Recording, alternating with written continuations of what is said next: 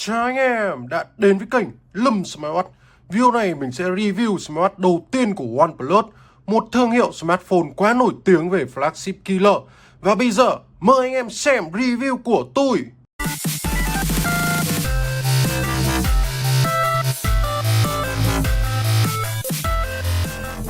OnePlus là hãng smartphone Android mình yêu thích nhất bởi có trải nghiệm mượt mà đã nhất trong tất cả điện thoại Android.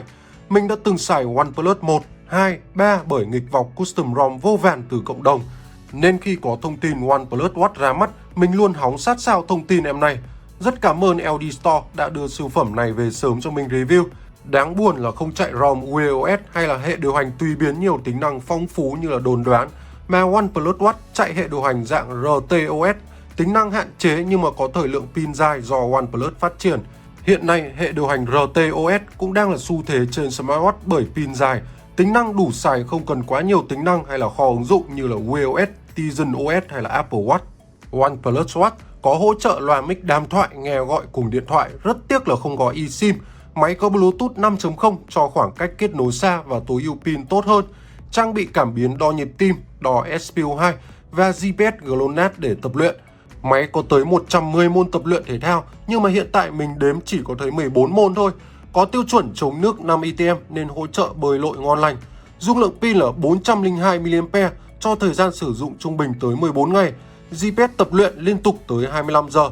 Ngoài ra, máy có bộ nhớ trong 4GB để truyền nghe nhạc độc lập kết nối cùng tai nghe Bluetooth. Hộp của máy có thiết kế cực kỳ đơn giản, đỏ loe luôn. Màu đỏ này là tông màu chủ đạo của thương hiệu OnePlus. Logo này, OnePlus Watch. Chả phải cầu kỳ như các hãng khác. Đằng sau là thông số, đây là phiên bản nội địa. Sắp tới thì mình sẽ có bản quốc tế, mình sẽ đánh giá sau. Nhưng mà bản này thì vẫn có tiếng Anh để sử dụng. Máy thì mình đã lấy ra để trải nghiệm từ trước rồi. Ban đầu rút cái này ra cực kỳ chặt luôn. Có sách hướng dẫn và phiếu bảo hành. Có tiếng Anh luôn. Nhưng mà mình ít khi đọc cái này lắm, đa số là mình toàn tự mò. Có đốc sạc nè, không có củ sạc đâu nhá. Này là dạng sạc nam châm. Giao diện sạc con này nhìn rất là xịn luôn. Đấy. OnePlus Watch có hai phiên bản. Một phiên bản Classic mình đang đeo trên tay này, khung làm bằng thép không rỉ 316L, có màu đen và màu bạc. Nhưng mà mình thích màu đen hơn tại vì chất liệu nó bóng bẩy, sang trọng, rất là giống với chất liệu gốm ceramic. Bản nữa là bản Limited khung hợp kim coban mạ vàng, chống ăn mòn và độ bền nó sẽ cao hơn gấp 2 lần so với bản thép không rỉ. Kích thước của máy là 46,4mm, độ mỏng là 10,9, sẽ chỉ hợp với anh em tay to thôi. Nặng 67g cả dây luôn, cho nên nếu mà đeo vận động thời gian dài thì sẽ thấy hơi oải tay một xíu. Bên cạnh hông thì em sẽ thấy có hai nút cứng. Nút bên trên được dập nổi logo OnePlus luôn, nhìn rất là xịn sang. Nút dưới để vào chế độ tập luyện. Mình thấy ngôn ngữ thiết kế này rất giống trên Galaxy Active 2. Nút đều kiểu dạng thấp, bấm rất là dễ chịu.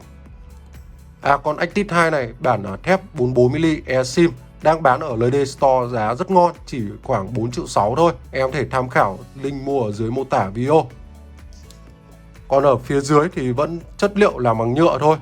Đây là lỗ mic này, còn đây là giải loa nè. Đây là cảm biến đo SpO2, còn đây là cảm biến đo nhịp tim. Đây là vùng chân sạc.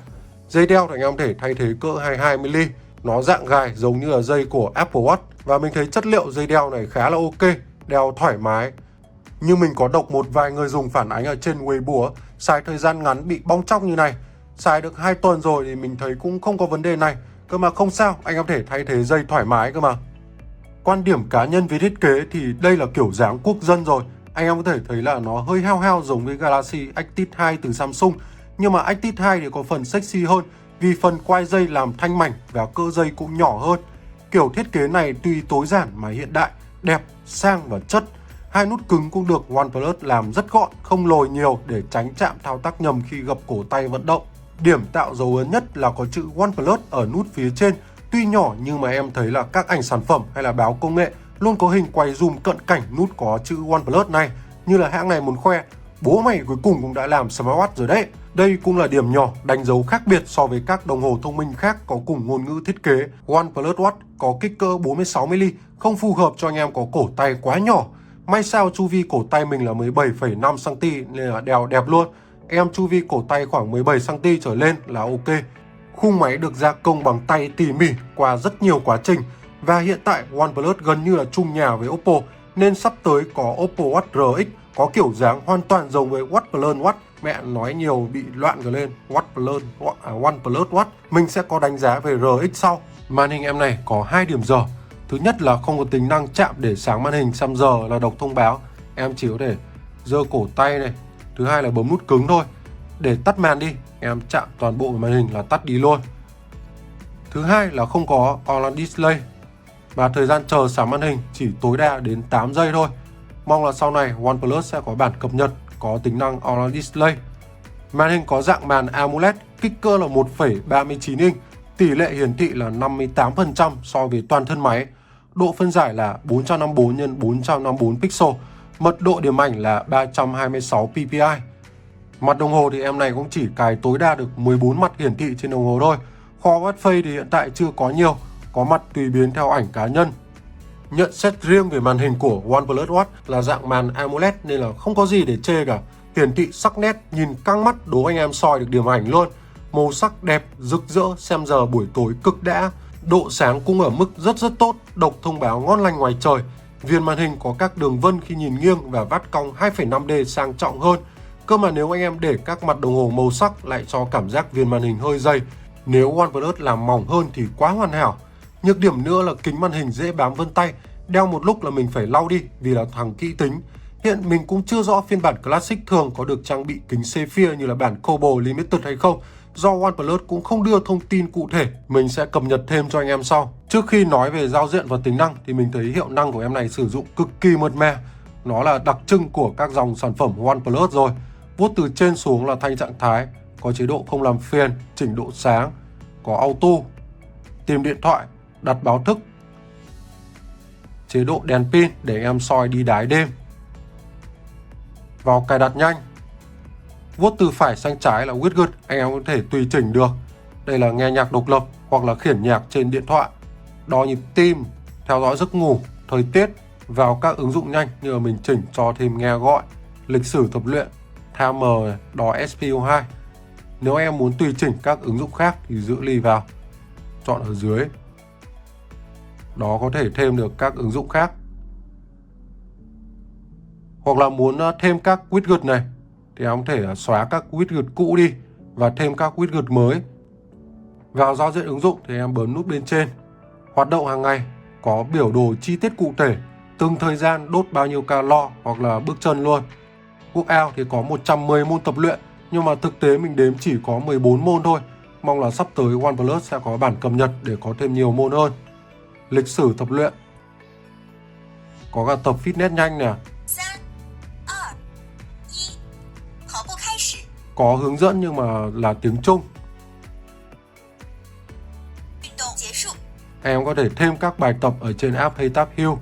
Loa nó nghe rất là to. Theo dõi nhịp tim, đo SPO2, oxy bão hòa trong máu, theo dõi giấc ngủ. Này có cả theo dõi ngủ trưa luôn. Mà mình ngủ trưa lúc 3 rưỡi mà nó cũng đo được. Đo stress mức độ căng thẳng, thư giãn hít thở này. Cái này rất hữu ích cho sức khỏe. Thỉnh thoảng mà anh em căng thẳng quá vào hít ra thở vào. Phone này, cái này anh em có thể đồng bộ được danh bạ được rất nhiều luôn. Như Huawei GT2 nó chỉ 10 số, cái này thì lên đến khoảng 40-50 số, thậm chí là còn nhiều hơn, mình chưa thử. Đồng bộ cả lịch sử cuộc gọi ở trên điện thoại luôn. Và có quay số nghe gọi độc lập ở trên ngay cái đồng hồ này. Như Amazfit thì nó còn chưa có cả tính năng này. Music này, em có thể nghe nhạc độc lập, truyền nhạc vào hoặc là khiển nhạc độc lập. Nhưng mà truyền nhạc vào thì rất là chậm, phải mất đến 10 đến 20 phút thì mình mới truyền được sang hai cái bài này. Cái này thì không nghe được qua loa ngoài mà chỉ nghe qua tai nghe Bluetooth thôi. Bây giờ mình sẽ kết nối cho anh em coi. Nhân tiện thì giới thiệu cho anh em thêm một tai nghe Bluetooth dành cho game thủ rất là hay. Độ trễ rất là thấp. Đó là Red Magic TWS. Nó chỉ có khoảng giá hơn 1 triệu thôi mà rất là ngon. Đây anh em nhìn này, thiết kế cực kỳ hầm hố. Nếu anh em nào quan tâm thì mình sẽ để link mua ở dưới mô tả video. Mình đã dùng thử và kết nối cùng với đồng hồ OnePlus Watch này để nghe nhạc tập luyện thì thấy là chất âm con này khá là ok, bass cũng to, rõ ràng và pin thì trâu. Thông tin thời tiết thì anh em cần bật GPS ở trên điện thoại. Alipay thì tất nhiên không sử dụng được ở Việt Nam rồi.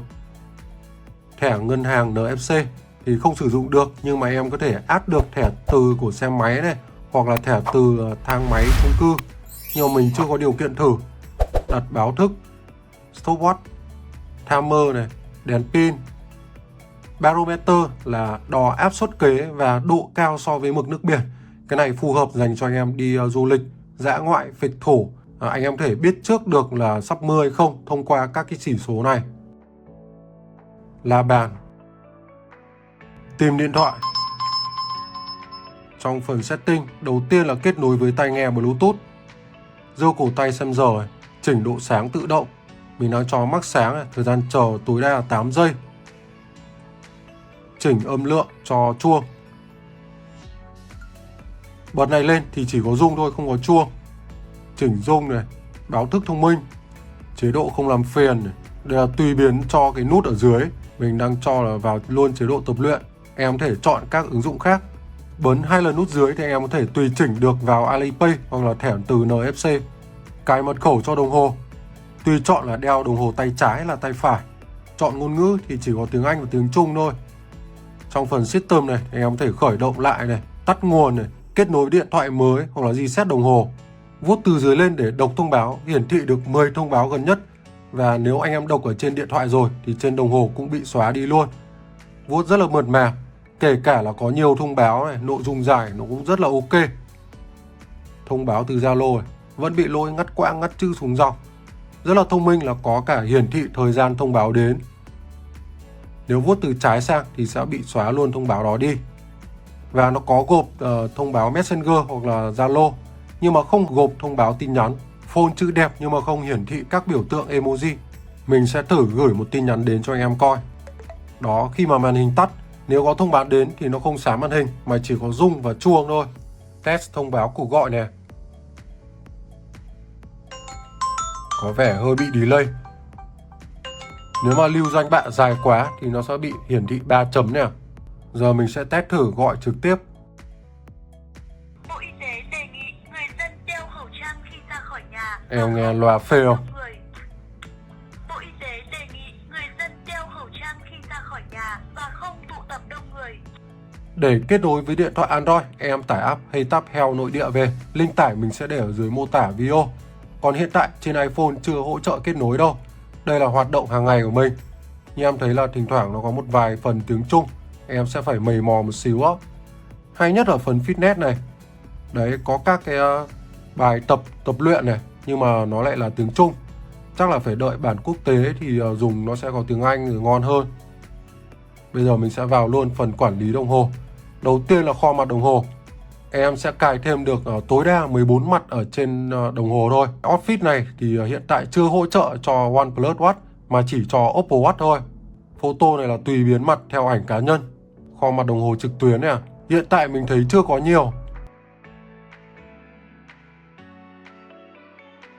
Add thẻ từ hoặc là thẻ ngân hàng. Nhưng mà thẻ ngân hàng thì không hỗ trợ rồi. Thẻ từ thì em sẽ phải mày mò một xíu đó. Tại vì giao diện nó đa số là tiếng Trung. Vào phần More, đầu tiên là thông báo. Có 2 tính năng về thông báo. Thứ nhất là nếu anh em muốn nhận thông báo ngay cả khi đồng hồ để ra ngoài tay thì bật cái này lên. Thứ hai, nếu mà muốn kể cả nhận thông báo lúc mà màn hình đang sáng như này chứ không phải ở chế độ khóa màn hình thì bật nốt cái này lên là ok. Phần này là cài đặt sức khỏe và tập luyện thể thao. Em có thể đặt mục tiêu bước chân calo hàng ngày. Có cả đo SpO2 trong lúc ngủ nữa. Chuyển nhạc, anh em có thể thêm các bài nhạc ở đây. Thêm danh bạ vào đồng hồ. Test đo SpO2 cùng với chiếc Garmin 945. Đo SpO2 thì anh em cần phải giữ im tay nó nhá. Chỉ số có sai lệch khoảng 2%. Các vấn đề khác như là cảm biến giơ cổ tay xem giờ thì em này ngon lành, hiển thị màn hình nhanh và mượt mịn ngang với Apple Watch. Nhưng mà có vấn đề là khi đi xe máy đến đoạn sóc thì thỉnh thoảng vẫn hiển thị màn hình. Cảm biến đo bước chân cũng ngon lành, Test đi xe máy vòng vòng chục cây cũng không nhảy bước chân. So sánh đeo cùng với Garmin chênh lệch cao hơn trung bình khoảng 200 đến 300 bước. Như này cũng vẫn ok vì sự sai lệch không nhiều. Mình xem qua có nhiều video đánh giá nói rằng đếm bước chân thiếu mấy nghìn bước sai số nghiêm trọng, nhưng mà có vẻ như là do bản cập nhật mới đây đã ổn định thuật toán đếm bước hơn nên là mình không bị tình trạng này. Tiếp theo, cảm biến đo nhịp tim so sánh biểu đồ nhịp tim hàng ngày. Với Garmin thì OnePlus Watch chênh nhẹ nhịp tim nghỉ ngơi 7 nhịp một phút, nhưng mà nhịp tim cao nhất chênh tới 45 nhịp một phút. Khoảng thời gian nhịp tim cao nhất này mình cũng chỉ đi bộ mà thôi. Thời lượng pin sử dụng trung bình mình xài với nhiều thông báo hàng ngày, nhận cuộc gọi 3-4 cuộc, thỉnh thoảng vuốt chơi, màn mắc sáng và thời gian sáng màn hình mắc 8 giây thì xài được khoảng 10% pin một ngày. Bắt đầu xài từ 100% đến 10% mình xài khoảng gần 8 ngày bởi còn thỉnh thoảng có tập luyện vài bữa trong tuần. Thời gian sạc OnePlus cũng siêu nhanh, chỉ khoảng 10 phút lên 25% pin. Trong thời gian sạc cũng hơi ấm dưới vùng sạc mà thôi. Đánh giá cá nhân của mình về OnePlus Watch với mức giá 4 triệu là rất đáng mua bởi có nhiều ưu điểm vượt trội hơn so với các smartwatch chạy hệ điều hành RTOS khác, như là hiệu năng sử dụng rất là mượt mà, màn hình đẹp, có loa mic nghe gọi tốt và đặc biệt có quay số thêm danh bạ gọi trực tiếp ngay trên đồng hồ, có đồng bộ lịch sử cuộc gọi tiện quản lý cuộc gọi hơn, có bộ nhớ trong nghe nhạc, GPS tập luyện bắt rất nhanh và chính xác, sạc nhanh, pin trâu, thông báo ổn định, kết nối tốt. Nhược điểm là hiện tại chưa kết nối với điện thoại iPhone, không đồng bộ với Strava, khoang mặt đồng hồ chưa có nhiều. Vậy còn anh em có ý kiến gì khác về OnePlus Watch? Hãy bình luận ở dưới video để anh em cùng thảo luận. Nếu thấy video đánh giá hay, hãy like và đăng ký kênh cho mình nhé. Cảm ơn anh em đã xem và theo dõi kênh của mình.